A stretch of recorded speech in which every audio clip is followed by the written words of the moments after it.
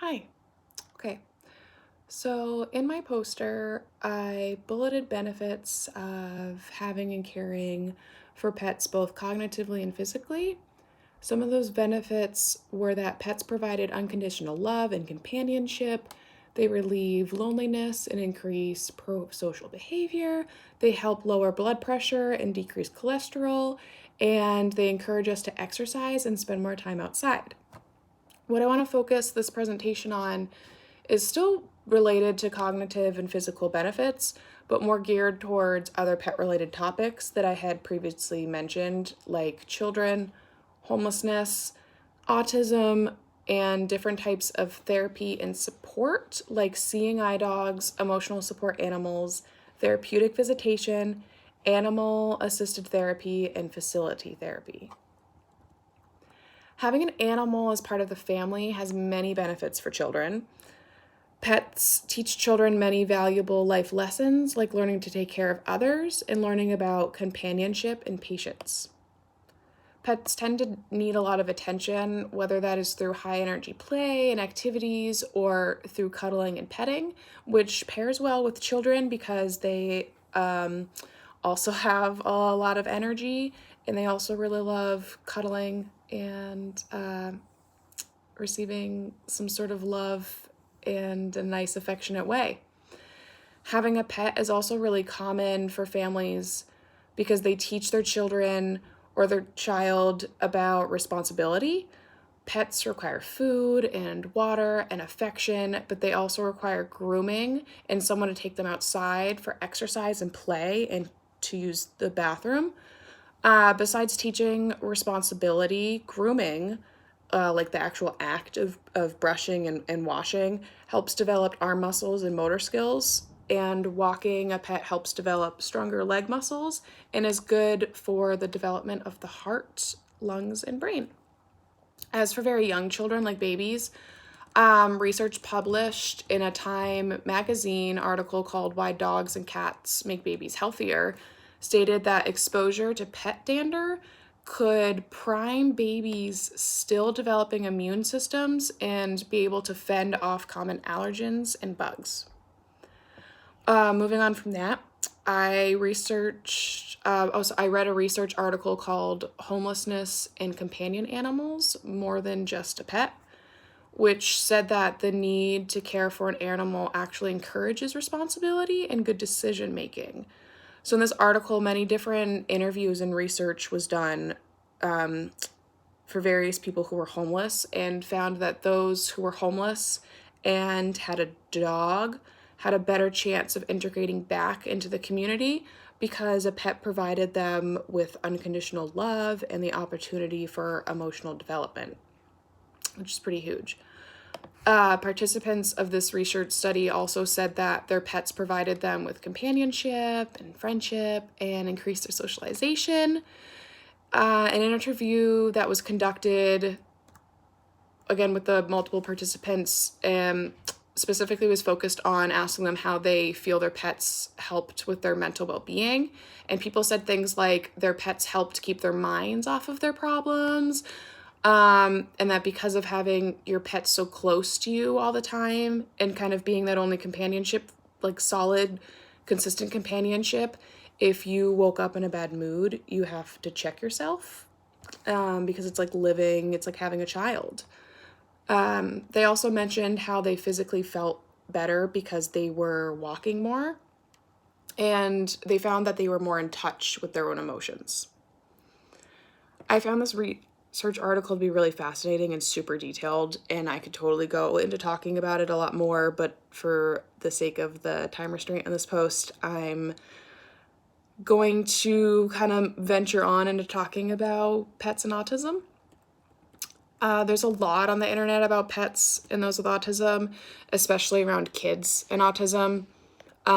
Two huge benefits that pets have for those with autism is that they provide an avenue for learning responsibility and compassion for others.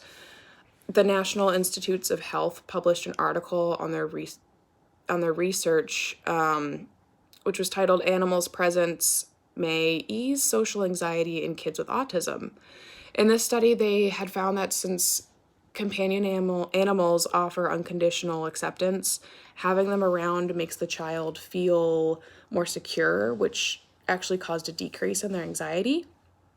Unfortunately, it's common for those who have been diagnosed with autism to also be diagnosed with a seizure disorder, or to develop a seizure disorder.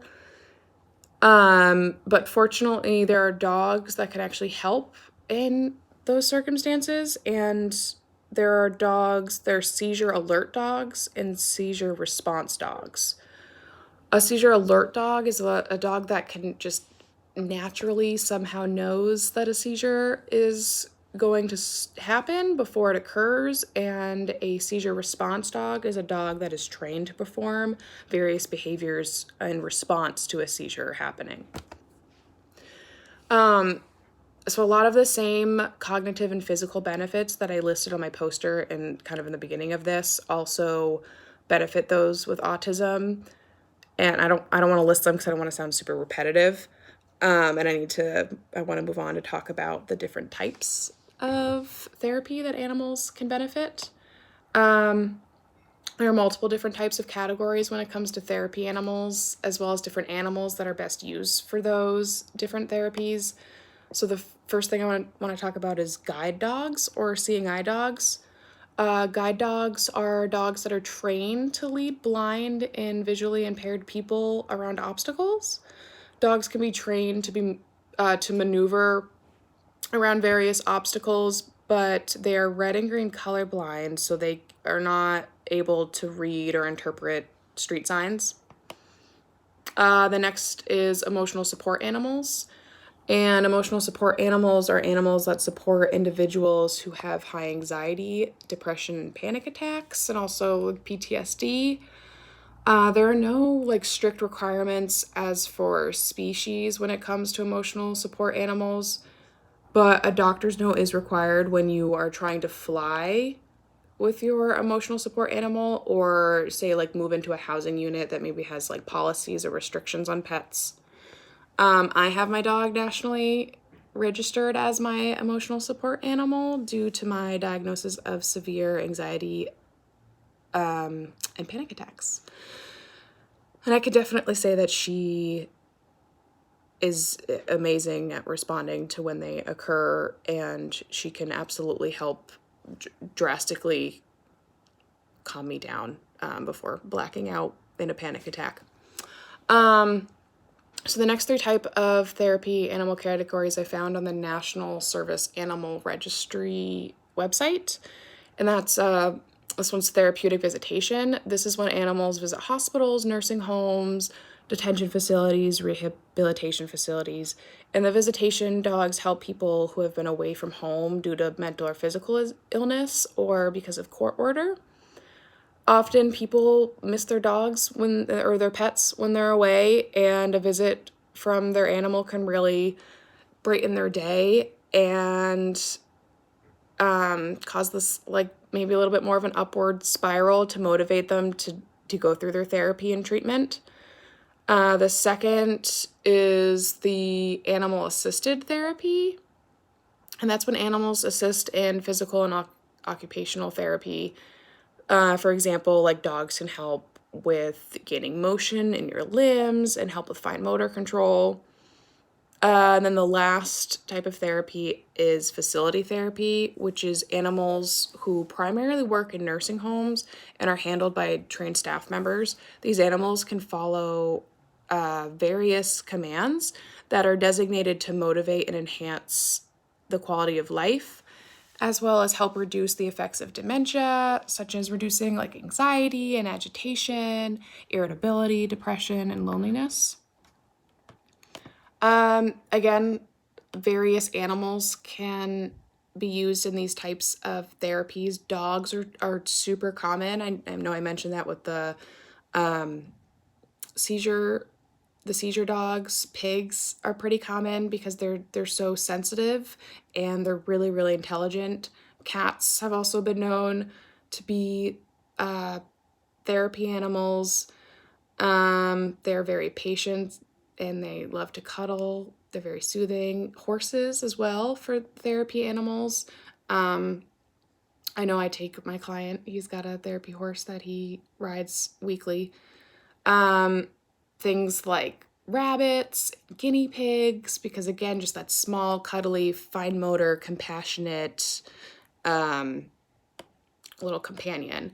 Reptiles, which is really interesting, but its research has shown that it can help with people who are struggling with substance abuse and struggling with depression. I found that really interesting.